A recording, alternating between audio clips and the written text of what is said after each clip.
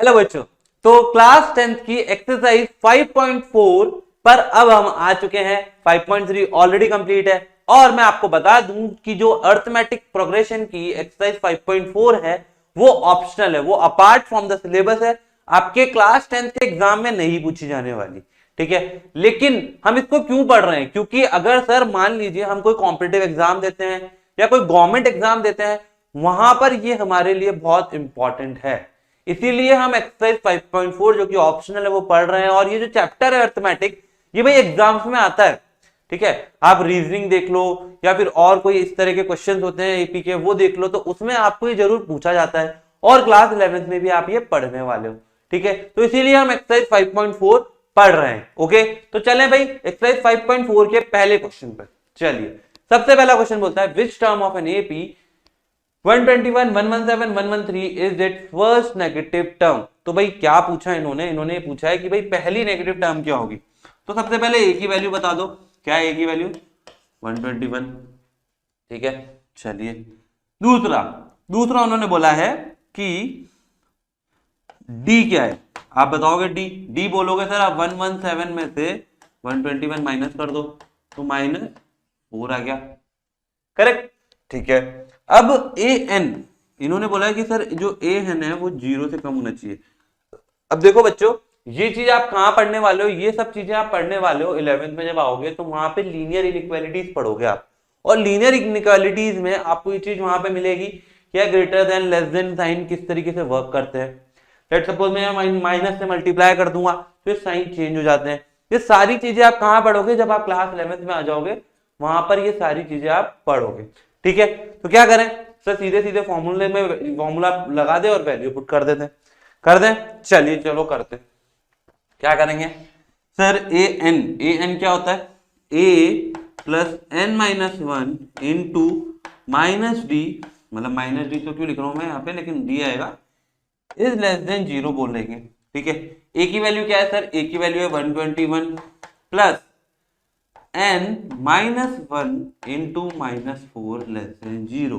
तो सर इसको हम यहाँ पर सॉल्व कर लेते हैं। जब हम इसको यहाँ पे फर्दर सॉल्व करते हैं तो हमारे पास आता है 121 माइनस 4n, मल्टीप्लाई करूंगा -4n प्लस 4 लेस देन 0।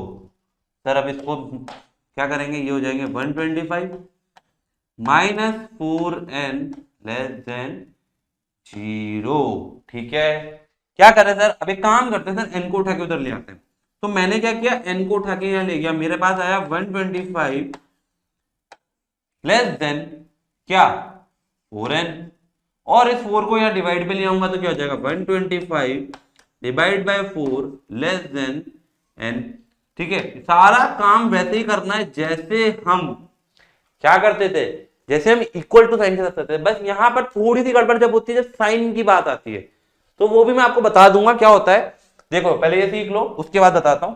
अगर आप इसे कैंसिल आउट करोगे तो ये आपके पास आ जाएगा अराउंड 31.25। मतलब इन्होंने क्या कहा, n ग्रेटर देन 31.525 होना चाहिए सर, क्या होना चाहिए 31.25। दैट मींस n की क्या वैल्यू होनी चाहिए सर, n की वैल्यू 31 होनी चाहिए, n की वैल्यू 31, सॉरी नॉट 31, 31 से तो बड़ा बोला है, 32 होनी चाहिए, जिससे कि हमारा जो पहला टर्म, मतलब जो फर्स्ट टर्म जो होगा नेगेटिव, वो कब होगा, वो होगा 32nd टर्म पर। तो हम बोल सकते हैं 32nd term is the first negative term. ठीक है, समझ में आ गया सबको। अब मैं क्या बताने वाला था, मैं ये बताने वाला था कि जैसे मान लीजिए अगर यहां पर इस तरीके से होता -n ग्रेटर देन 22 हो जाता, लेट सपोज फॉर एग्जांपल, ध्यान मतलब इसका क्वेश्चन से कोई ताल्लुक नहीं है, ये क्लास 11th का पार्ट है, लेकिन मैं आपको यहां बता रहा हूं। अगर ऐसा होता तो आप क्या करते, माइनस को मल्टीप्लाई करते इधर, जैसे ही आप माइनस को मल्टीप्लाई करते तो ये n हो जाता, ये -22 हो जाता, लेकिन सिंबल इंटरचेंज हो जाएगा।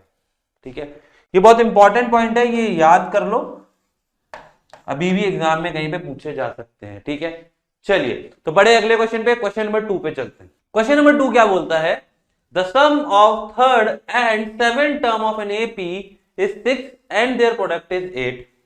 भाई पहले जो एक मतलब जो एक एपी है उसका थर्ड सम और सातवें सम का सम है 6 और प्रोडक्ट है 8। ठीक है, find the sum of first 16 term of an AP.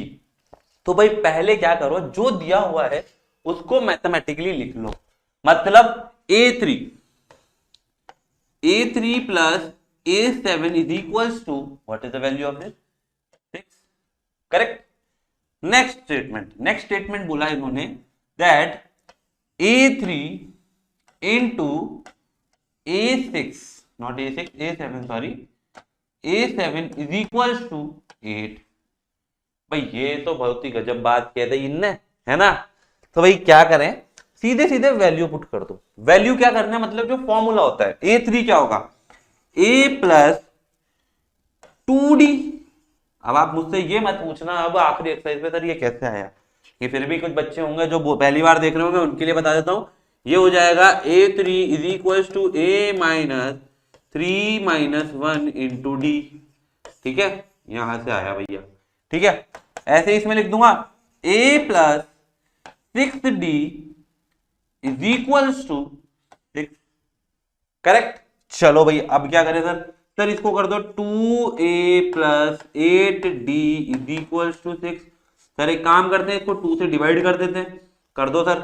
जैसे ही करा तो यह है a plus 4d is equal to 3। Sir एक काम करो, a की वैल्यू निकाल लो, इधर से निकाल ली भाई आपने कहा तो a is equal to 3 minus 4d। Let's suppose this is our first equation. हमने यहां से a की वैल्यू निकाल ली, यहां पर भी सेम गणित लगाए हैं। चलो भैया a प्लस सॉरी a लिखना है यहां पर a plus 2d into a plus 6d। ठीक है, यहां पे 6d आएगा। ओके, तो ये कर दिया हमने 6d। कितना आना चाहिए, 8 के बराबर। सही है। तो भाई का हो रहा है ई का हो गया कि a की वैल्यू यहां से उठाकर यहां पटक दो। पटक दें। चलो सर आपने कहा तो ये भी कर लेते।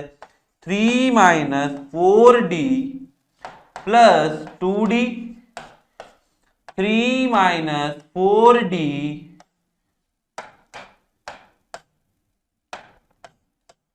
Plus 6d। ये किसके बराबर है सर, ये तो 8 के बराबर है। क्या बात कर दी। देखो अब करो गणित सॉल्व। ये क्या है, ये है माइनस, ये है प्लस, तो ये हो जाएगा 3 माइनस 2d। होगा कि नहीं होगा, ये क्या हो जाएगा, ये हो जाएगा सर 3 प्लस 2d। अरे वाह सर क्या बात है, मौज ही कर दी। ये तो क्या आ गया, ये आ गया सर हमारे पास a minus b a plus b. तो क्या होता है a square minus b square, मतलब 9 माइनस कितना हो जाएगा, जल्दी बताओ, 4d स्क्वायर भी होगा। ये तो दिखाई नहीं, ये हो गया 8। इसको उठा के उधर ले आओ तो हो जाएगा minus 4d square is equal to -1। Minus से माइनस कैंसिल हो गया और यहां से हमारे पास आ गया d square is equal to 1/4। तो d की वैल्यू क्या आ गई, प्लस माइनस 1/2।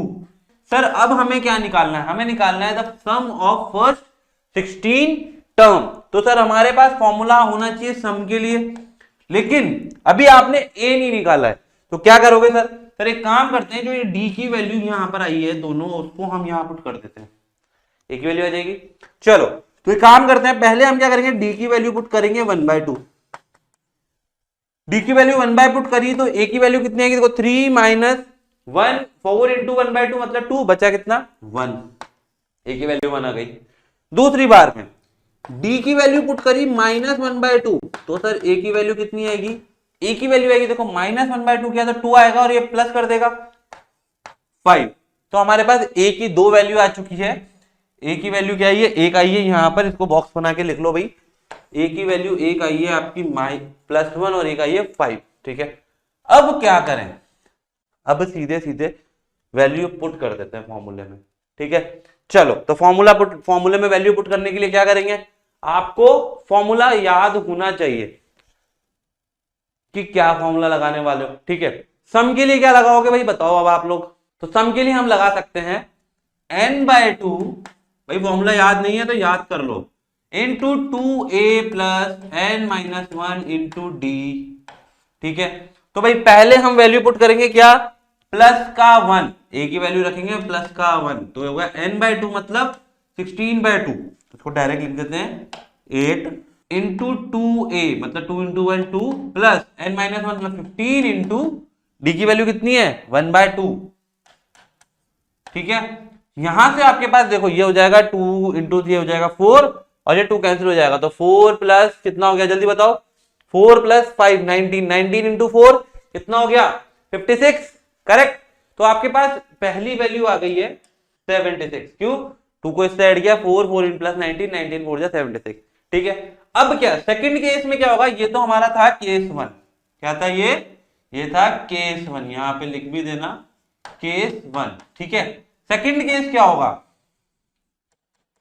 केस 2 में क्या होगा, आपके पास सम लगाना है फॉर्मूला डायरेक्ट, हो जाएगा 8 इंटू, अब देखो ए की वैल्यू क्या है 5, तो 2 5 10 प्लस n-1 मतलब 15 इंटू -1/2, भाई यहां -1/2 आएगा। ठीक है, जब आप इसको सॉल्व करोगे तो ये हो जाएगा 8 इंटू 8 माइनस 15/2, इसको इधर ले जाओगे 16 हो जाएगा, माइनस आएगा और आपके पास क्या जाएगा, देखो ये हो जाएगा माइनस, यहां पे मैंने गलत लिख दिया, एक मिनट, ये आपका 10 है, मैंने गलती से 8 लिख दिया, सॉरी भाई।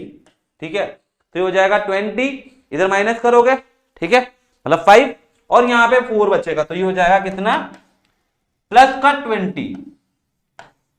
तो आपके पास सम क्या आया, एक सम तो आया 76 और एक सम आया 20, तो आपके पास दो सम आ रहे हैं और दोनों सम क्या आ रहे हैं, दोनों की अलग अलग वैल्यू पुट करने से दो सम आएंगे, एक होगा 76 एक होगा 20। समझ में आ गया सबको भाई, बहुत इंपॉर्टेंट क्वेश्चन है, अच्छे से नोट कर लो और समझ लो इसको।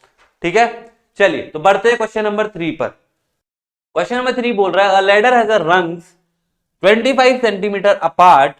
The rungs decrease uniformly in the length from 45 at the bottom to top 25 centimeter at the top.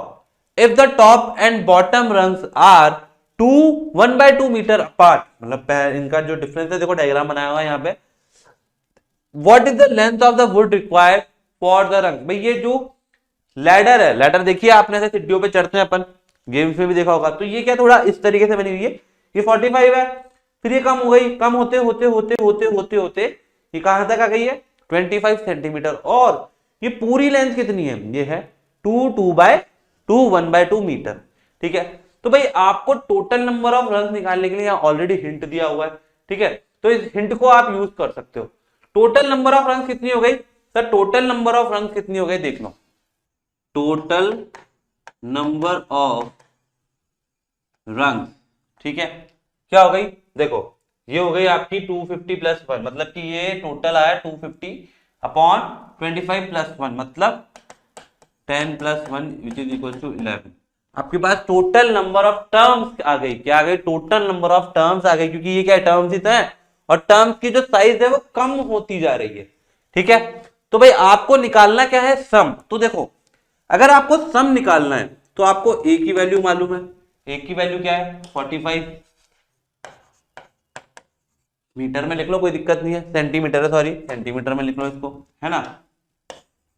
फिर ए एन लास्ट टर्म क्या है 25 और नंबर ऑफ टर्म क्या है 11, भाई ये 11 है, तो यार सीधा सा सिंपल सा मेथड है, S11 is equal to 11/2, formula याद है ना, into A plus L 25 not 25 45 45 plus 25, ये लो कर दे सॉल्व, कितना हो जाएगा भाई ये बताओ, ये हो जाएगा आपका 70, तो हो जाएगा 35 इंटू 11, ये होगा, सॉल्व कर लो इसको, ये हो जाएगा 5, ये हो जाएगा 8, ये हो जाएगा 3, 385 सेंटीमीटर वुड रिक्वायर्ड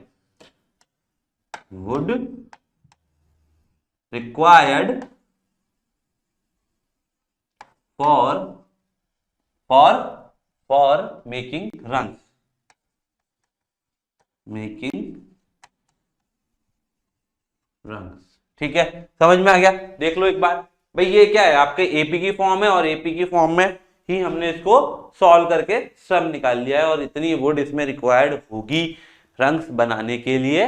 बिल्कुल। चलिए तो बड़े अगले क्वेश्चन की तरफ, क्वेश्चन नंबर 4 पे चलते हैं।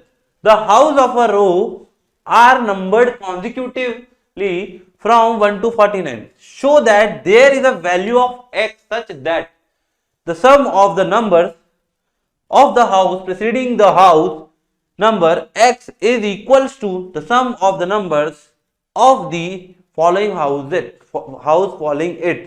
Find this value of x.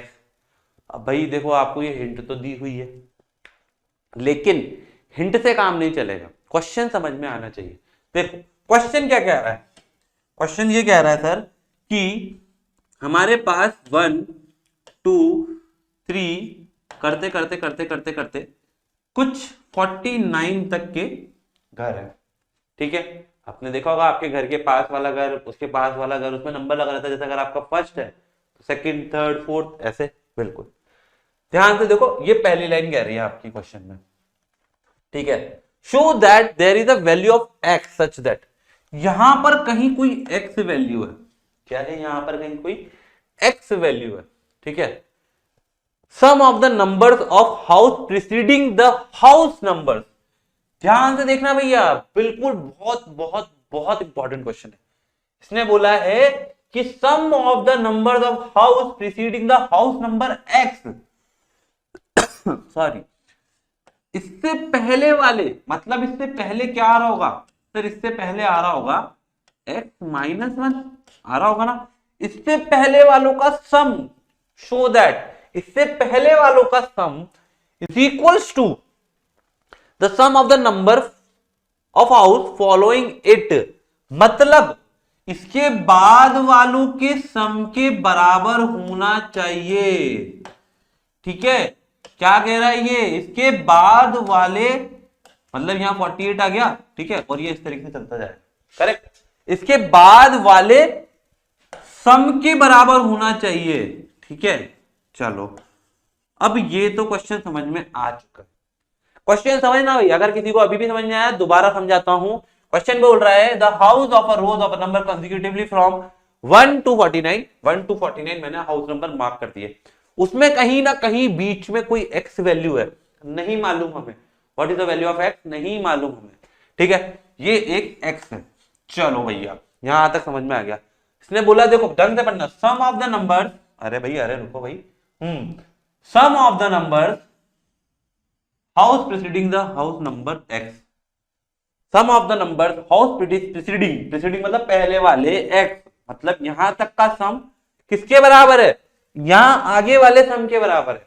समझ में आ गया। तो इसको कैसे लिखेंगे, इसको लिखेंगे क्या, sum of x -1 is equal to, इसका सम कैसे निकालोगे सर, ये तो हमें पता ही नहीं है। नहीं पता ना सर, इसका सम कैसे निकाले यार, ये तो हमें मालूम ही नहीं है। तो क्या करें, एक काम करते हैं सर, इस पूरे का सम ले लेते हैं। S49 ले लिया। ठीक है, S49 में से यहां तक का माइनस कर दिया मैंने। ये क्या कर दिया मैंने, इसमें एक मिनट, यहां तक का माइनस कर दिया मैंने। ठीक है, तो मेरे पास क्या आ गया सर, SX। बिल्कुल, इसका सब माइनस कर दूंगा तो ये आ जाएगा। बिल्कुल ठीक है, तो अब क्या करना है, सीधे सीधे वैल्यू पुट करनी है। करें वैल्यू पुट, चलिए ये हो जाएगा S, तो निकाल देंगे, सीधे फॉर्मूला लगाएंगे। 2a मतलब 2 into 1, ठीक है, x-1 की बात कर रहे हैं, प्लस n-1, n की वैल्यू क्या है, x-1 -1, ध्यान से देखना, x-1 तो ऑलरेडी है, ये n है, इसमें -1 कर दिया, इंटू डी, डी तो 1 है ही सही, ऑब्वियसली डी तो 1 है ही सही। चलो भैया आगे चलते हैं। 49 के लिए n/2, यहां भी n/2 लिखना भूल गया भाई, सॉरी, यहां भी n/2 लिखना भूल गया, मतलब 49/2। ठीक है, ये भी लिख लेना। नहीं, यहाँ 49 नहीं आएगा, यहाँ पे x-1 है तो यहाँ पे x-1/2 2 आएगा। ये लिखना भूल गए थे, ध्यान से लिख लेना। अब यहाँ पे 49/2 2a मतलब 2 प्लस क्या करूं सर, या तो एक काम करो डायरेक्ट ही इसको 49 ये जो टर्म है उसको ले लो, या फिर वापस से वही फॉर्मूला लगा लो, वो आपकी इच्छा है, जो आप चाहो कर सकते हो। मैं चाहूंगा भाई 48 इंटू 1 कर लेता हूं, क्या फर्क पड़ रहा है।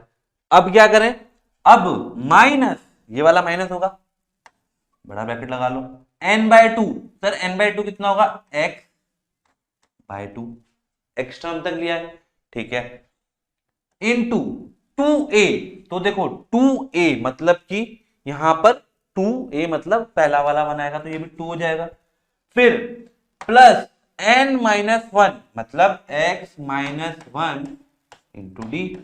चलो समझ में आ गया ये सबको। चलिए तो भाई एक काम करते हैं, ये जो 2 है ये तो सबसे हट जाएगा, हटा दो साथ के साथ। यहां पर क्या बना, यहां बना सर x-1 2 प्लस x-2, ये बनेगा, बिल्कुल बनेगा। यहां देखते हैं 49 इंटू 2 प्लस 48 मतलब डायरेक्ट लिख देता हूं यहां पे 50, लिख दो, कोई इशू नहीं है इसके अंदर, माइनस ध्यान से देखते जाओ x आएगा, देखो इधर 2 minus sorry 2 plus x minus 1, 2 plus x minus 1। चलो ये भी हमने कर दिखाया। अब क्या करें सर, अब देख लो सर, अब इसमें कहीं ना कहीं कुछ ना कुछ आपको सिमिलरिटी दिखेगी। इसको काम करते हैं, उठा के इधर ले आते हैं। अब जैसे ही इसको उठा के इधर लाओगे तो आपके पास क्या बचा, देखो यहाँ पे बचेगा, यहाँ लिख देता हूं मैं पहले x-1 इंटू एक्स, ठीक है, वो हो जाएगा, ये आ जाएगा plus x into x plus 1, x into x plus 1।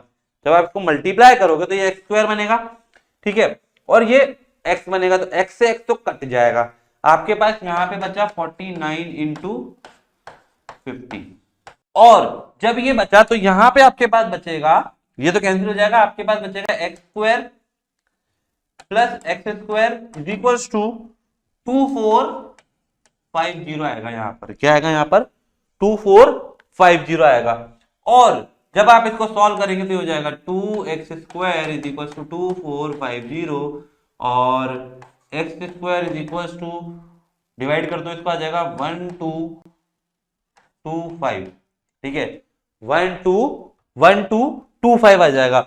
और जब आप इसका स्क्वायर रूट ले लोगे 1225 का, तो मेरे को जितना याद है ये होता है 35।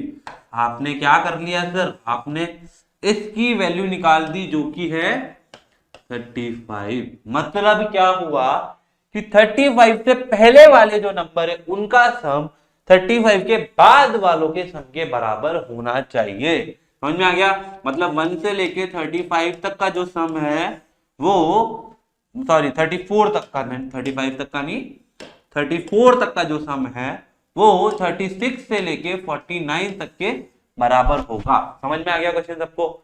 चले अगले क्वेश्चन की ओर, तो बढ़ते हैं हम क्वेश्चन नंबर 5 पर। फिफ्थ क्वेश्चन बोल रहा है, small terrace at a football ground comprise of 15 step, each of the step is 50 metre long and built a solid concrete, ठीक है, each step has rise of 1.4, rise मतलब एक कदम से दूसरा कदम पे जब ऊपर चढ़ते हो तो वो 1.4 मीटर है।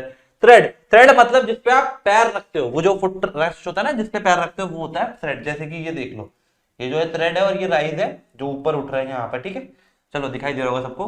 कैलकुलेट दी क्या कैलकुलेट करना है सर, कैलकुलेट करना है आपको कि कितना कंक्रीट यूज करेंगे इसको बनाने में। चलो तो भाई क्या करा इन्होंने, पहले वॉल्यूम दे रखा है कि volume for first step will be 1/4 into 1/2 into 50।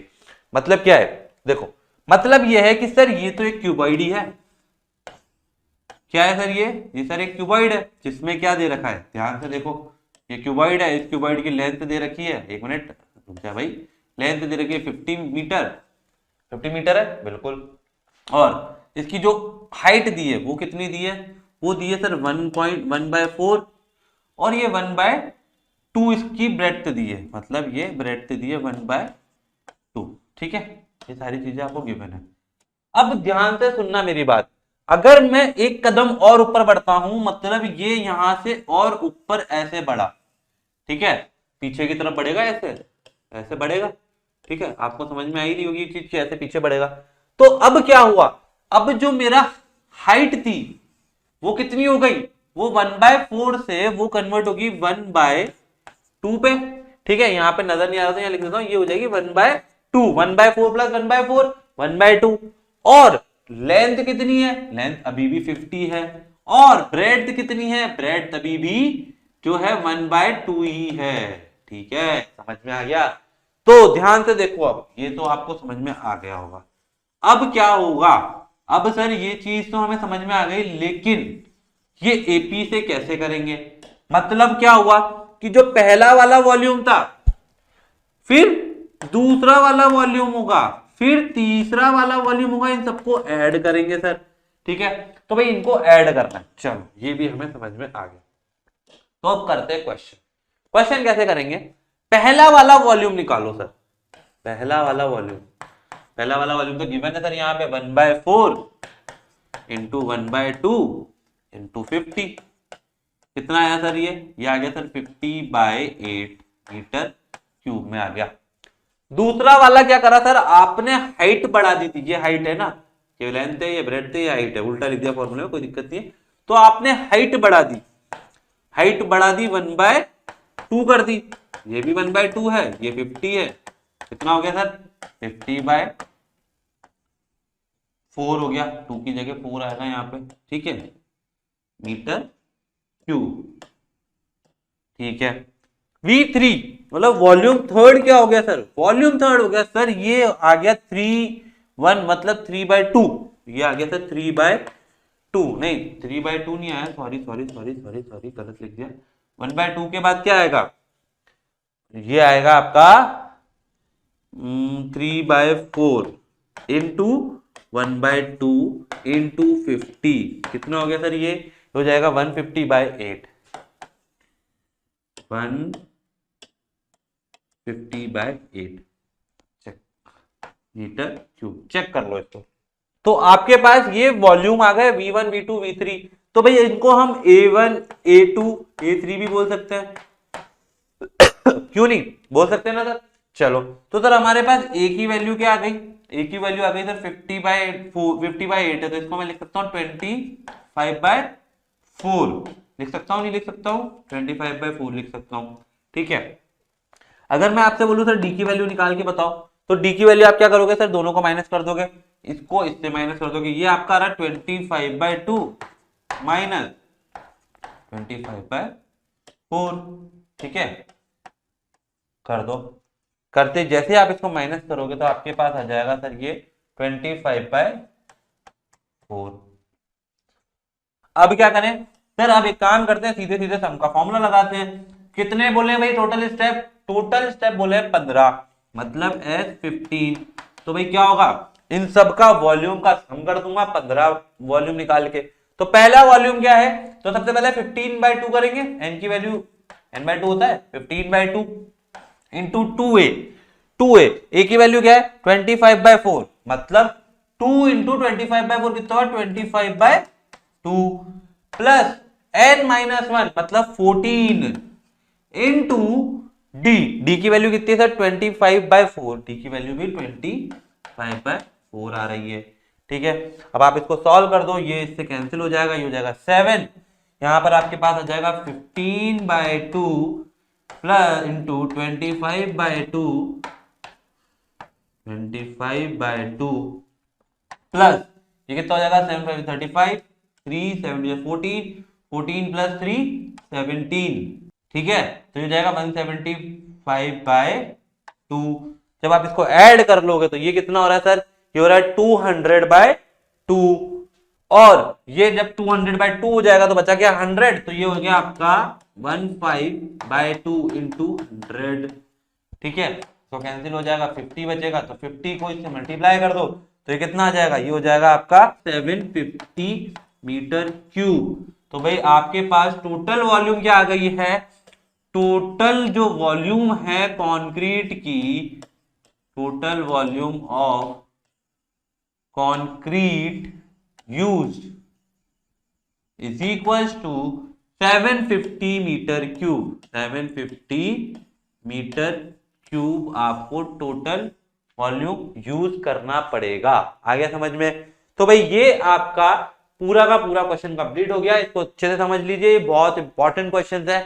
आपको भले 10th में काम में नहीं आएंगे, लेकिन जो कि कॉम्पिटिटिव एग्जाम है वहां पर ये आ सकते हैं, और as it is same value के साथ भी आ जाते हैं। ठीक है, समझ में आ गया सबको? तो भाई चले आगे। चलिए, तो भाई अब क्या करना है, हमें इनकी प्रैक्टिस करनी है बहुत अच्छे से। एक एक क्वेश्चन को खुद से लगाना है, ऐसा नहीं कि सर ने बढ़ा दिया तो बस कर लिया। ठीक है, तो खुद से लगाना है, और चैनल को सब्सक्राइब करना बिल्कुल नहीं भूलना है। ठीक है, चैनल सब्सक्राइब कर लीजिए और वीडियो को लाइक करिए। तब तक मचाते रहिए, आगे फिर मिल जाएंगे और फोड़ते रहिए। Thank you.